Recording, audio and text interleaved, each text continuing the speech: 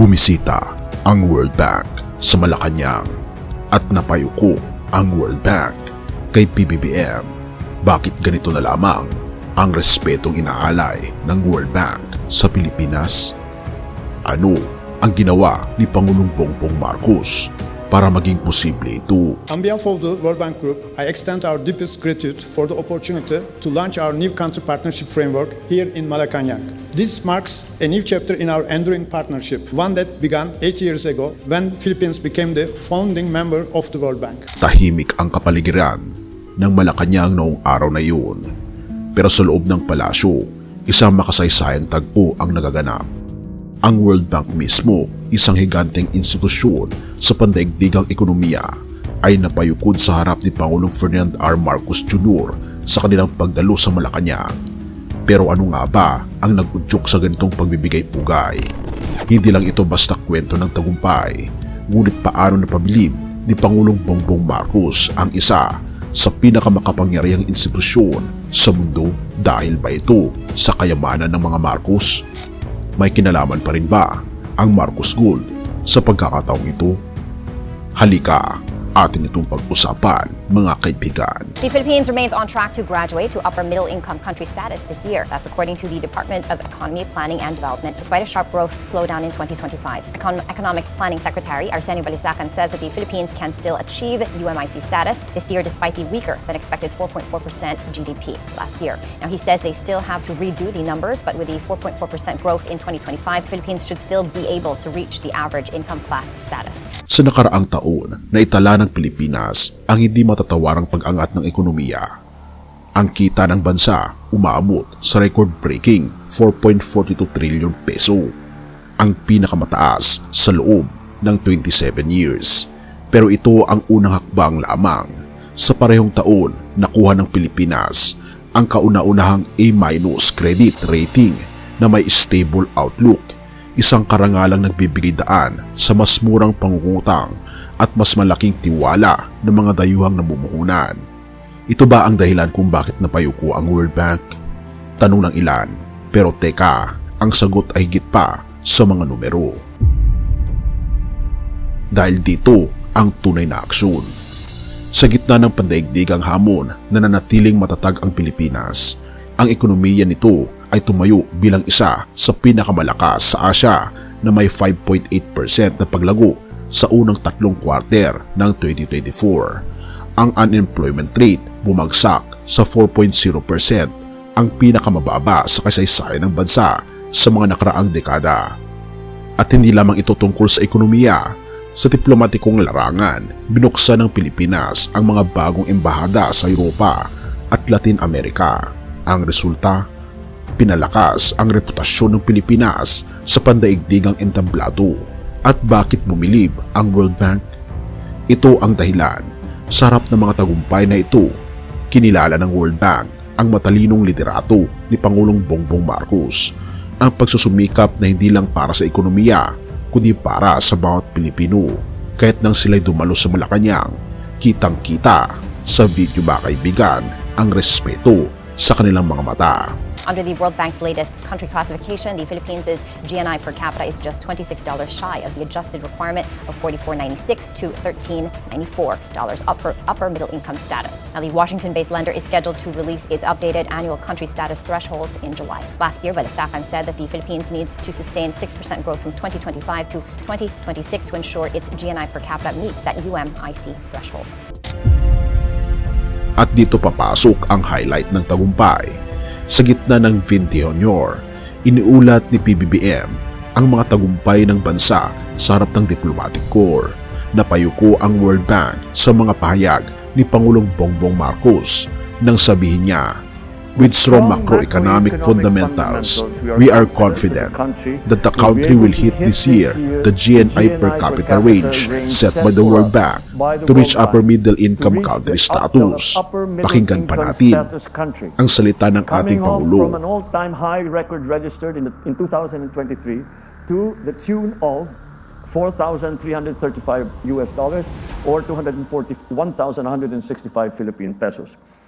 Looking forward, This government is committed to accelerating infrastructure investments, enhancing the ease of doing business, and boosting national competitiveness. These will support businesses, attract foreign investments, and spur higher economic growth.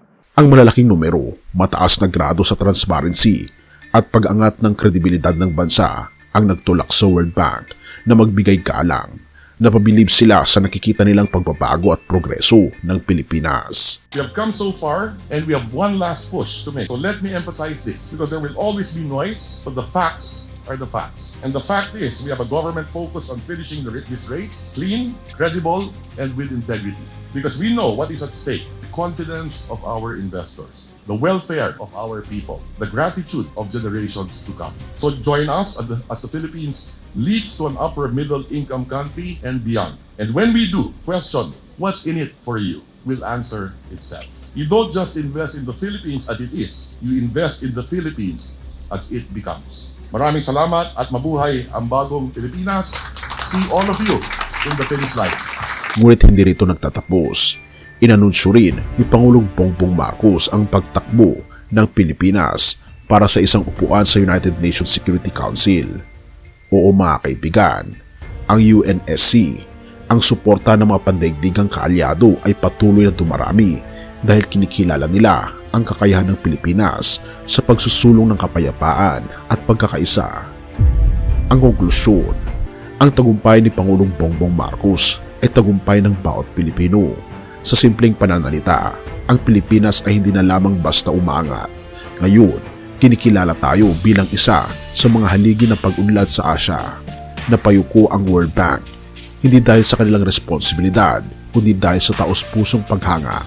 Kung ito ang kaya nating abutin ngayon, ano pa kaya ang susunod nating may pagmamalaki? Ang sagot, mas malaki, mas mataas, at mas mag-aarbo sa tulong at grasya ng ating Panginoong Diyos. Pangalawang Samuel 23 verse 3-4. Ang matuwid ay namamahala sa takot sa Diyos, tulad ng liwanag ng umaga kapag sumisikat ang araw, tulad ng maliwanag na araw pagkatapos ng ulan na nagpapasilaw sa kabukiran. Tulad ng liwanag ng araw na nagpapakita ng bagong pag-asa, ang lider na may takot sa ating Panginoong Diyos ay nagdadala ng liwanag at pagbabago sa kanyang nasasakupan. Ang tagumpay ng Pilipinas sa pamumuno ni Pangulong Ferdinand R. Marcos Jr. ay isang patunay na ang masigasig, tapat at may paninindigang liderato ay maaaring magbunga ng tagumpay hindi lamang para sa iilan kundi para sa lahat. Ang pagkilala ng World Bank sa progreso ng ating bansa ay isang tanda na ang ating paggawa ay hindi nasasayang at ito ay isang biyaya mula sa ating Panginoong Diyos na dapat nating pasalamatan. Nawa'y patuloy tayong maging instrumento ng pagbabago na may pananampalataya at malasakit sa ating kapwa. Purihin ang ating Panginoong Diyos at tayo manalangin. Ama naming Diyos na makapangyarihan sa lahat, kami po ay nagpapasalamat sa iyong biyaya at sa mga tagumpay na natatamo ng aming bayan. Sa pamumuno ni Pangulong Ferdinand R. Marcos Jr., salamat sa iyong paggabay sa aming bansa na naging instrumento ng liwanag at pag-asa sa gitna ng mga hamon ng panahon. O aming Panginoong Diyos, patuloy niyo pong pagpalain ang aming mga lider. Bigyan niyo po sila ng karunungan, lakas, at malasakit upang maitaguyod ang kapakanan ng bawat Pilipino. Nawa'y patuloy po silang maglingkod ng may takot sa iyo at may malasakit sa aming bayan.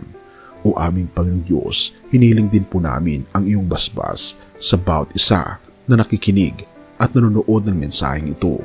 Gabayan niyo po sila sa kanilang mga personal na buhay, trabaho at pangarap. Higit sa lahat, Panginoon, tulungan niyo po sila na magkaroon ng mas malalim na relasyon sa inyo sa pamamagitan ng pagbabasa ng banal na kasulatan na makita po namin at mas makilala po namin ang aming Panginoong Jesucristo. Magawa po namin ang kanyang mga kagustuhan, mamuhay kami ng katulad niya.